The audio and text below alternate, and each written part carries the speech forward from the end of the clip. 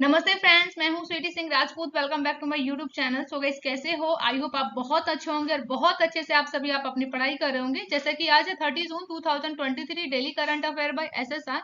सो guys, बात करें अगर लेक्चर की, तो ये लेक्चर गाइस आपके ऑल कॉम्पिटिटिव एग्जाम के लिए सफिशिएंट होता है। इस लेक्चर में हम सबसे पहले डिस्कस करेंगे कि quick revision. Okay, quick revision जो होगा 29 जून से रिलेटेड होगा, एंड फिर लेंगे हम टॉप 10 क्वेश्चन, यानी 30 जून से रिलेटेड जितने भी इंपॉर्टेंट हो सकते थे 10 क्वेश्चन, उन सभी क्वेश्चन को हम यहाँ पे विदाउट बैकग्राउंड इंफॉर्मेशन के साथ डिस्कस करेंगे। एंड वीडियो के लास्ट में लेंगे डे ऑफ द वर्ड, जो कि वीडियो के लास्ट में होगा। ओके, तो आप सभी को वीडियो के लास्ट तक बने रहना है और कमेंट सेक्शन में आप मुझे जरूर बताइएगा कि आज का वीडियो आपको कैसा लगा। एंड हाँ गाइस, लास्ट में मैंने एक और चीज यहाँ पे रखा है कि क्वेश्चन ऑफ द डे भी हम लोग डिस्कस करेंगे, तो आप सभी को क्वेश्चन ऑफ द डे को भी लास्ट में वीडियो के आपको आंसर देना होगा। ओके, एंड ये लेक्चर जो है आपको बायलैंग्वेज मिलता है हिंदी प्लस इंग्लिश में। तो डेली अब से जो ये वीडियो है 12 AM पर आई करेगी, तो आप सभी को ये वीडियो अब जो है 12 AM पे मिल जाए करेगी। अब वीडियो को हम स्टार्ट कर लेते हैं। ओके, एंड अगर आप मेरे चैनल पर न्यू है तो प्लीज आप मेरे चैनल को सब्सक्राइब कर लीजिए एंड बेल आइकन पे प्रेस कर दीजिएगा, ताकि जो भी वीडियोस को मैं अपलोड करूं उन सभी की नोटिफिकेशन आप तक पहुंच जाए। ओके, एंड आप सभी को कमेंट बॉक्स में जल्दी से लिखना होगा जय हिंद जय भारत। हम लोग अपनी वीडियो की शुरुआत ऐसे ही करते हैं, जय हिंद जय भारत के साथ। And thought of the day है गाइस, आज का बहुत ज्यादा इंटरेस्टिंग है, बहुत सिंपल सा है। तो देखिए, यदि पुस्तकों को महत्व देंगे तो पुस्तकें आपका महत्व बढ़ा देंगी। सिंपल सी बात है। अगर आप क्या करते हैं, टाइम देते हैं बुक्स में, तो आपका जो वो टाइम है, वही टाइम जो है आपका जो है इंपॉर्टेंस बढ़ा देंगे लोगों के सामने। तो यही था आज का thought of the day. And अब यहाँ पे कर लेते हैं हम लोग क्विक रिवीजन। तो फर्स्ट क्वेश्चन है, विश्व एमएसएमई दिवस कब मनाया गया? तो ये 27 जून को प्रतिवर्ष मनाया जाता है एमएसएमई। तो डिटेल में इन क्वेश्चंस को मैंने डिस्कस किया है कल, तो आपने अगर कल की वीडियोस को नहीं देखा है तो प्लीज आप कल की वीडियो को जाकर जरूर विजिट कीजिए। ओके, सेकंड क्वेश्चन है, डीबीएसबी बैंक इंडिया के नए प्रबंध निदेशक के रूप में नियुक्त किए गए हैं। तो रजत वर्मा जी को भी हाल ही में डीबीएसबी बैंक के नए प्रबंध निदेशक के रूप में नियुक्त किया गया है। नेक्स्ट क्वेश्चन है थर्ड, फीफा आगामी अंडर 17 विश्व कप की मेजबानी किसे सौंपी है? तो इंडोनेशिया को भी हाल ही में फीफा आगामी अंडर 17 विश्व कप की मेजबानी दी गई है। नेक्स्ट क्वेश्चन है फोर्थ, किस राज्य में भारत की पहली हाइड्रोजन संचालित ट्रेन चलेगी? तो हरियाणा में अभी हाल ही में ये बात कही गई है कि भारत की पहली हाइड्रोजन संचालित ट्रेन जो है हरियाणा राज्य में चलाई जाएगी। नेक्स्ट क्वेश्चन है फिफ्थ, किसे आईएमए पुरस्कार मिला है? तो वेणुगोपाल जी को भी हाल ही में आईएमए पुरस्कार से सम्मानित किया गया है।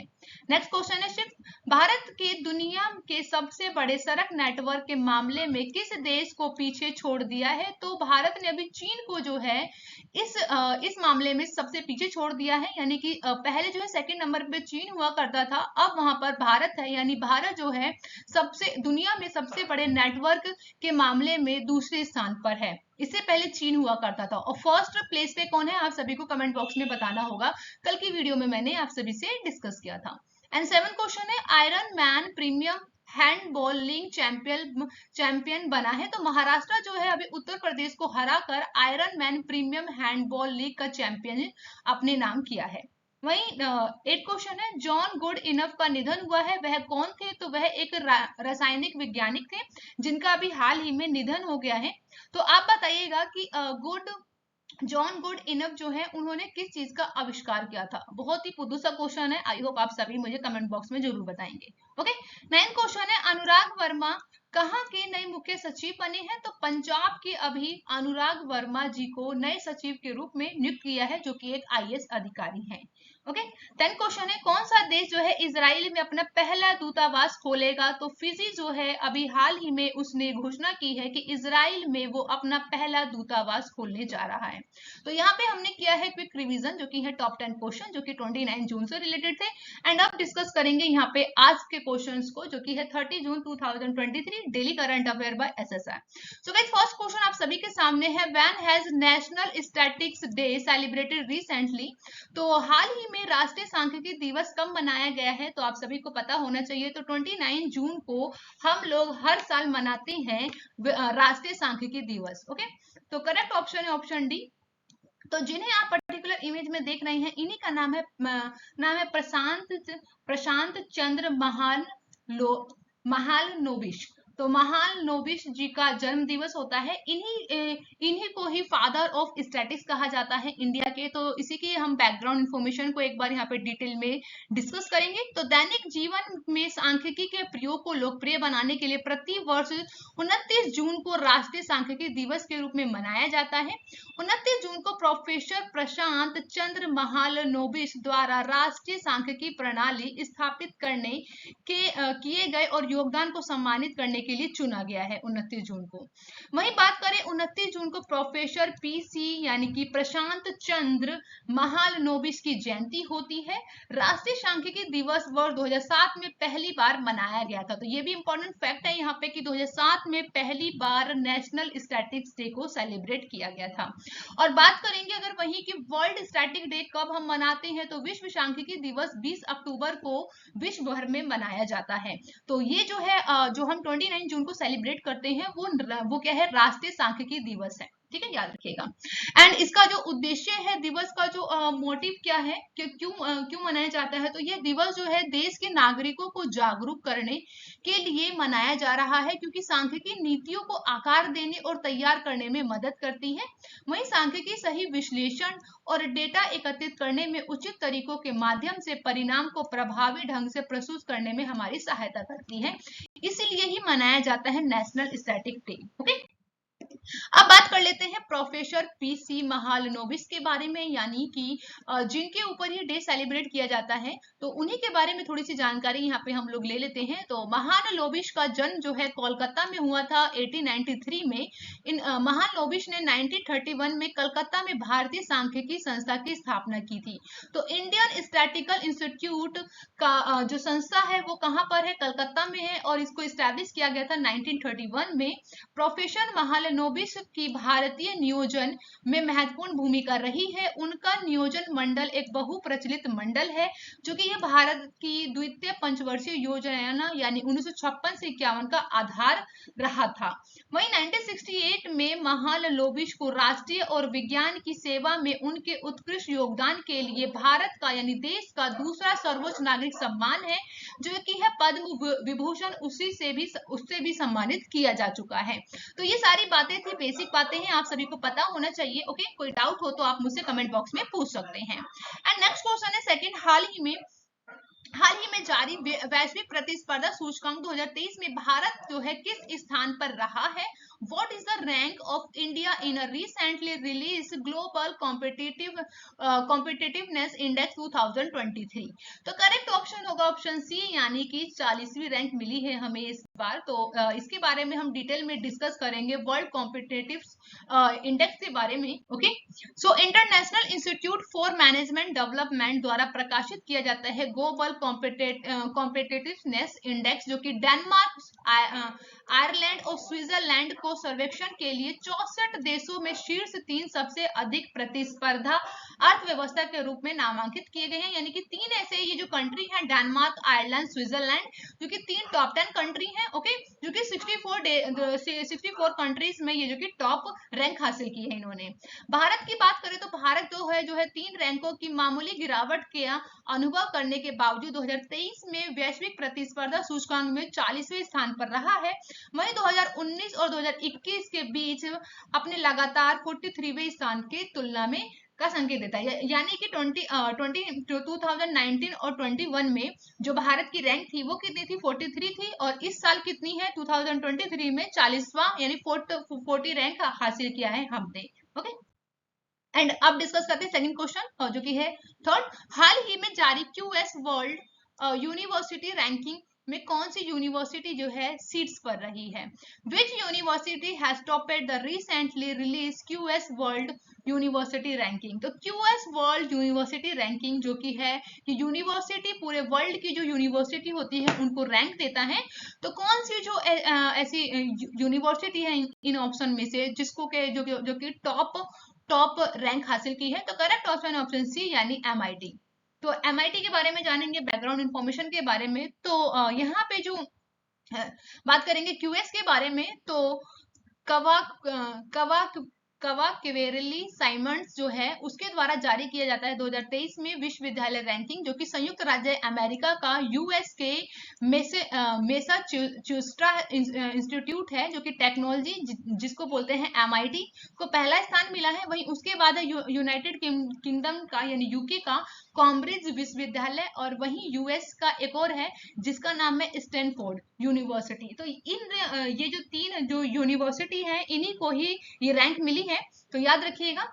वहीं भारत की बात करें तो भारत वैज्ञानिक संस्थान है जो कि बेंगलुरु का है, उसे सर्वोच्च यानी 155वां स्थान दिया गया है। इसके बाद बात करें आईआईटी बॉम्बे को 172वां रैंक मिला है। वहीं आईआईटी दिल्ली की बात करें तो 174 रैंक मिला है।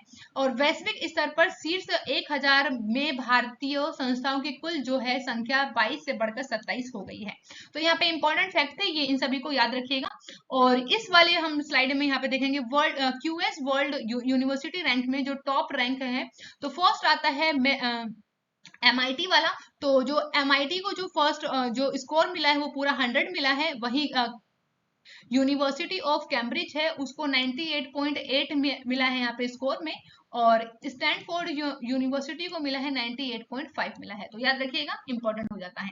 ओके, नेक्स्ट क्वेश्चन है फोर्थ। हाल ही में WEF द्वारा जारी एनर्जी ट्रांजिशन इंडेक्स में कौन शीर्ष पर रहा है? Recently WEF who has held the topped in the energy transition index released by. तो करेक्ट ऑप्शन है यहाँ पर बात करेंगे यहाँ पे फोर्थ क्वेश्चन का करेक्ट ऑप्शन होगा ऑप्शन ए यानी स्वीडन। तो स्वीडन इज करेक्ट ऑप्शन है ऑप्शन ए, यानी कि WEF यानी कि वर्ल्ड इकोनॉमिक फोरम के द्वारा जारी किया जाता है एनर्जी ट्रांजिशन इंडेक्स, उसमें जो स्वीडन जो है उसने फर्स्ट रैंक हासिल की है। तो यहाँ पे बैकग्राउंड इंफॉर्मेशन के साथ यहाँ पे डिस्कस कर लेते हैं क्वेश्चन को। तो वैश्विक विश्व आर्थिक मंच ने बुधवार को अपनी ऊर्जा संक्रमण सूचकांक में भारत को वैश्विक स्तर पर 67वें स्थान पर रखा है। कहा है कि ये सभी आयामों में ऊर्जा परिवर्तन की गति में तेजी लाने के लिए एकमात्र प्रमुख अर्थव्यवस्था है। वहीं इस सूची में बात करें तो जो ये जो लिस्ट आई है, इस लिस्ट में जो स्वीडन है उसने टॉप किया है, यानी फर्स्ट रैंक मिला है स्वीडन को। उसके बाद अगर बात करें 120 देशों की सूची में जो टॉप 5 जो बात कर सकते हैं कि जो टॉप 5 कंट्री हैं उनमें फर्स्ट पे तो है स्वीडन, एंड सेकंड पे आता है डेनमार्क, थर्ड पे है नॉर्वे, फोर्थ फिर आपका आता है फोर्थ पे आता है फिनलैंड, एंड फिफ्थ पे आता है स्विट्जरलैंड। तो ये 5 वो कंट्री हैं जो कि हैं टॉप 120 कंट्रीज में जिन्होंने टॉप किया है। और बात करेंगे नेक्स्ट पॉइंट की, तो एक्सचेंजर के सहयोग से प्रकाशित रिपोर्ट जारी करते हुए EWF ने कहा है कि वैश्विक ऊर्जा संकट और भू राजनीतिक अस्थिरता के बीच वैश्विक ऊर्जा परिवर्तन धीमा हो गया है, लेकिन भारत उन देशों में से है जिन्होंने महत्वपूर्ण सुधार किया है। तो यहाँ पे भारत की तारीफ की गई है। नेक्स्ट पॉइंट में भी कहता है WEF कि भारत ऊर्जा समग्र सूचकांक के न्याय संगत, सुरक्षित और टिकाऊ आयामों में ऊर्जा परिवर्तन की गति में तेजी लाने वाली एकमात्र प्रमुख अर्थव्यवस्था है। तो भारत की तो यहाँ पे तारीफ की गई है। तो भारत की रैंक जो है 67 है, याद रखिएगा। वहीं जो फर्स्ट पे है वो कौन है? स्वीडन है, सेकंड पे डेनमार्क है, थर्ड पे नॉर्वे, फोर्थ पे फिनलैंड, एंड फिफ्थ पे स्विट्जरलैंड। तो टॉप 5 कंट्री के पोजीशन को याद रखिएगा और भारत की भी याद रखिएगा, 67 रैंक है। ओके, एंड डिस्कस करते हैं नेक्स्ट क्वेश्चन जो कि फिफ्थ है। हाल ही में हिंदुस्तान लीवर के MD एंड CEO कौन बने हैं? तो who has recently become the MD and CEO of Hindustan Unilever. तो हिंदुस्तान यूनिलीवर के अभी हाल ही में MD एंड CEO बनाए गए हैं, तो कौन है? तो आप सभी को पता होना चाहिए, ऑप्शन सी इज करेक्ट है, यानी कि Rohit Jawa. Rohit Jawa is correct option है। तो रोहित जावा को अभी हाल ही में हिंदुस्तान यूनिलीवर लिमिटेड के अभी क्या बनाए गए हैं? MD एंड CEO बनाए गए हैं। जिन्हें आप पर्टिकुलर इमेज में देख रहे हैं इन्हीं का नाम है रोहित जावा। ओके, तो बैकग्राउंड इंफॉर्मेशन की बात करते हैं। यहाँ पे रोहित जावा जो है FMCG प्रमुख हिंदुस्तान यूनिलीवर लिमिटेड के प्रबंध निदेशक और मुख्य कार्यकारी अध्यक्ष के रूप में कार्यभार संभालेंगे। इससे पहले संजीव मेहता जी थे। तो याद रखिएगा, रोहित जावा जो है संजीव मेहता जी के प्लेस पे आ रहे हैं। तो रिप्लेस किसे कर रहे हैं? तो संजीव मेहता को रिप्लेस करके रोहित जावा आ रहे हैं। तो अब बात करते हैं हिंदुस्तान यूनिलीवर लिमिटेड के बारे में। आपको पता होना चाहिए HUL। ओके, तो यह जो है इंग्लैंड की एक यूनिलीवर का एक भाग है। तो यूनिलीवर ने भारत में व्यापार करने के लिए पंजीकृत कराया है अपने आप को। हिंदुस्तान यूनिलीवर लिमिटेड का 67% जो है लाभांश कहाँ जाता है, प्रॉफिट इंग्लैंड में चला जाता है। वहीं मुख्यालय की बात करें, हेडक्वार्टर कहाँ है, लंदन इंग्लैंड में है। और इसका जो भारत की बात करें तो भारत में कहाँ है हेड ऑफिस, तो भारत में हेड ऑफिस इसका कहाँ पर है, मुंबई में होगा ऑब्वियसली। ओके, और इसकी स्थापना कब की गई थी, तो 17 अक्टूबर 1933 को इसको एस्टेब्लिश किया गया था। तो याद रखिएगा, ये बेसिक बातें हैं हिंदुस्तान यूनिलीवर से रिलेटेड, तो आपको पता होना चाहिए इन सभी चीजों के बारे में। ओके, कोई डाउट हो तो आप मुझसे कमेंट बॉक्स में पूछ। हाल ही में किस राज्य सरकार ने गौ हत्या के खिलाफ ऑपरेशन कन्वेंशन शुरू किया है, तो अभी किस स्टेट की गवर्नमेंट ने ऑपरेशन कन्वेंशन को चलाया है, तो करेक्ट ऑप्शन होगा ऑप्शन ए यानी उत्तर प्रदेश सरकार ने। तो अभी हाल ही में उत्तर प्रदेश राज्य सरकार ने गौ हत्या के खिलाफ ऑपरेशन चलाया है जो कि है कन्वेंशन। ओके, बैकग्राउंड इंफॉर्मेशन की बात करेंगे। उत्तर प्रदेश पुलिस ने हाल ही में राज्य में अपराधियों और संगठित अपराध का मुकाबला करने के लिए ऑपरेशन क्विनिकेशन नामक एक व्यापक कार्यक्रम की शुरुआत की है, जो कि गौ हत्या को रोकने के लिए काम करेगी ये ऑपरेशन। तो याद रखिएगा, ऑपरेशन जो कि उत्तर प्रदेश द्वारा चलाया जा रहा है, जो कि गौ हत्या को रोकने के लिए है, तो इंपॉर्टेंट हो जाता है। तो याद रखिएगा इस ऑप्शन को, ठीक है। नेक्स्ट क्वेश्चन है 7, हाल ही में किसे साहित्य अकादमी पुरस्कार 2023 मिला है, तो who has recently received the साहित्य अकादमी अवार्ड 2023। तो साहित्य अकादमी पुरस्कार 2023 किसे दिया गया है, तो करेक्ट ऑप्शन है ऑप्शन बी यानी प्रिया। ऑप्शन बी इज करेक्ट है, यानी प्रिया एएस जी को अभी हाल ही में साहित्य अकादमी पुरस्कार 2023 से सम्मानित किया गया है। तो जिन्हें आप यहाँ पे पर्टिकुलर इमेज में देख रहे हैं, इन्हीं का नाम है प्रिया एएस। ओके, तो बैकग्राउंड इंफॉर्मेशन के साथ यहाँ पे हम लोग डिस्कस कर रहे हैं। तो प्रिया एएस जो कि उनका उपन्यास का नाम है पेरू माझा थे पुंजिया लोको, तो जिसका नाम है द चिल्ड्रन हु नेवर विदे के लिए मलयालम भाषा में साहित्य अकादमी बाल साहित्य पुरस्कार 2023 प्राप्त हुआ है। वहीं साहित्य अकादमी बाल साहित्य की बात करें पुरस्कार के बारे में, तो ये जो साहित्य अकादमी बाल साहित्य पुरस्कार एक प्रतिष्ठित साहित्य पुरस्कार है। यह बच्चों के साहित्य में उत्कृष्टता और मान्यता देने के लिए साहित्य अकादमी द्वारा प्रदान किया जाता है। इस पुरस्कार में क्या मिलता है आपको, 50,000 रुपए का नगद पुरस्कार दिया जाता है और एक उत्तीर्ण तांबे की पट्टिका भी दी जाती है। प्रत्येक भाषा में विजेताओं का चयन करने के लिए 3 सदस्यों का पैनल जिम्मेदार होता है। तो याद रखिएगा, यानी 2018 में केरल राज्य में विनाशकारी जो बाढ़ आया था, तो उसी के ऊपर इन्होंने अपनी इस पुस्तक में लिखा है। तो 2020 में भी इस किताब को बाल साहित्य के लिए केरल साहित्य अकादमी पुरस्कार दिया जा चुका है। तो याद रखिएगा, इंपॉर्टेंट हो जाता है, कोई भी डाउट हो तो आप मुझसे पूछ सकते हैं। एंड नेक्स्ट क्वेश्चन है 8, हाल ही में किस महिला खिलाड़ी को WCC क्रिकेट समिति में शामिल किया गया है, which women player has recently been included in the WCC cricket committee. तो अभी WCC ने क्रिकेट समिति में किसे शामिल किया है, तो ऑप्शन इज करेक्ट होगा ऑप्शन डी, यानी कि ऑप्शन ए यानी हिथिर नाइट और झुल्लन गोस्वामी और इयोन मार्गेन, यानी इन तीनों को ही शामिल किया गया है WCC क्रिकेट कमेटी के लिए। तो जिन्हें आप पर्टिकुलर इमेज में देख रहे हैं, तो इन तीनों को ही WCC क्रिकेट समिति में शामिल कर दिया गया है। तो बैकग्राउंड इंफॉर्मेशन की बात करेंगे, भारतीय महिला क्रिकेटर है झुल्लन गोस्वामी, हितर नाइट और इयोन मार्गेन, यानी कि 2 अंग्रेजी खिलाड़ी जिनको MCC विश्व क्रिकेट समिति यानी WCC में शामिल कर लिया गया है। WCC एक स्वतंत्र संस्था है जिसमें दुनिया भर में वर्तमान और पूर्व अंतरराष्ट्रीय क्रिकेटर हैं, अंपायर और अधिकारी शामिल किए जाते हैं। इससे पहले झुल्लन गोस्वामी को अप्रैल 2023 में MCC का मानद आजीवन सदस्य बनाया गया था। तो ये एक बैकग्राउंड इंफॉर्मेशन को याद रखिएगा। ओके, कोई डाउट हो तो आप मुझसे पूछ सकते हैं।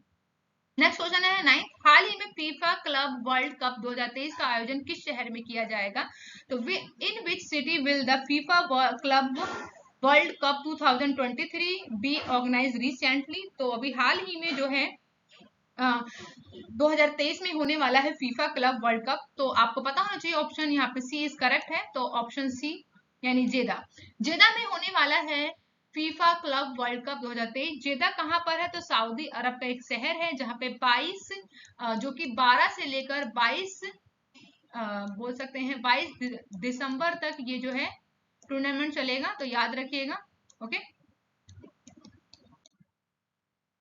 अब हम यहाँ पे बात कर लेते हैं नेक्स्ट क्वेश्चन जो कि है 10। हाल ही में कहा नए हाईकोर्ट परिसर की आधारशिला रखी गई है? Where has the foundation stone of the new high court complex been laid recently? तो करेक्ट ऑप्शन है लद्दाख एंड जम्मू कश्मीर, दोनों के लिए बनाया गया है, यानी ऑप्शन सी इज करेक्ट है, both of A and B. तो नए हाईकोर्ट परिसर जो है लद्दाख एंड जम्मू कश्मीर के लिए बनाया गया है। तो इस पर्टिकुलर इमेज में आप देख सकते हैं यहाँ पे डीवाई चंद्रचूड़ जी हैं, और जिन्हें आप पर्टिकुलर इमेज में देख रहे हैं इनका नाम आप सभी को कमेंट बॉक्स में बताना है कि जम्मू कश्मीर का कौन है, जल्दी से बताइए। ओके, तो बैकग्राउंड इन्फॉर्मेशन की बात करेंगे। ओके, तो यहाँ पे डीवाई चंद्रचूड़ जो कि हमारे सीजीआई है, चीफ जस्टिस ऑफ इंडिया है, जिन्होंने जम्मू और कश्मीर और लद्दाख के लिए उच्च न्यायालय परिसर का आधारशिला रखी है। और इस जम्मू शहर के रायाग क्षेत्र में स्थित है ये परिसर, जहां पर 800 करोड़ रुपए से अधिक होने का अनुमान लगाया गया है। तो याद रखिएगा, इंपॉर्टेंट हो जाता है। ओके, अब बात करेंगे हम यहाँ पे डे ऑफ द वर्ड की। तो डे ऑफ द वर्ड आज का बहुत ज्यादा इंटरेस्टिंग है। तो डे ऑफ द वर्ड है फ्रीनेटिक। फ्रीनेटिक का मीनिंग क्या होता है वो समझेंगे। फ्रीनेटिक, फ्रीनेटिक का मीनिंग देखिए आप सबसे पहले, यानी पागल, कट्टर बोल सकते हैं या फिर अत्यधिक उत्तेजित बोल सकते हैं। यानी फ्रीनेटिक में आपको क्या वर्ड समझ में आ रहा है? फास्ट और प्लस एनर्जेटिक, यानी कि अत्यधिक उत्तेजित, यानी कि जो कि क्या है? फ्रीनेटिक है, जो कि बहुत तेज है और बहुत ज्यादा ही क्या है? उत्तेजित है। तो फ्रीनेटिक का मतलब आपको पता होना चाहिए, पागल, कट्टर या फिर अत्यधिक उत्तेजित। ओके, और यहाँ पे हम समझ सकते हैं एक सेंटेंस के थ्रू। तो she races from job to job at a frenetic pace, यानी वह एक नौकरी से दूसरी नौकरी पर उन्मत्त गति से दौड़ती रही। तो ये था आज का वर्ड फ्रीनेटिक। आप सबको भी कमेंट बॉक्स में फ्रीनेटिक वर्ड के ऊपर मेक द सेंटेंस बनाना है और कमेंट बॉक्स में कमेंट करना है। ओके, अब यहाँ पे मैं लेके आई हूँ आप सभी के लिए क्वेश्चन ऑफ द डे। तो आप सभी को कमेंट बॉक्स में आज का क्वेश्चन है उसका आंसर सभी को देना है। तो recently in which state India is the first hydrogen power train will run, यानी हाल ही में किस राज्य में भारत की पहली हाइड्रोजन संचालित ट्रेन जो है चलेगी? तो ये ऑप्शन है गुजरात, अरुणाचल प्रदेश, हरियाणा या उत्तर प्रदेश। तो ये इस क्वेश्चन का आप सभी को कमेंट बॉक्स में आंसर देना है कि कौन सा ऑप्शन इज करेक्ट है। Okay, and thank you for watching guys. आप मेरे वीडियो को लाइक कीजिए, सब्सक्राइब कीजिए। ओके, मिलते हैं नेक्स्ट वीडियो में। Bye bye guys and take care. आप अपना बहुत ज्यादा ध्यान रखिए। ओके।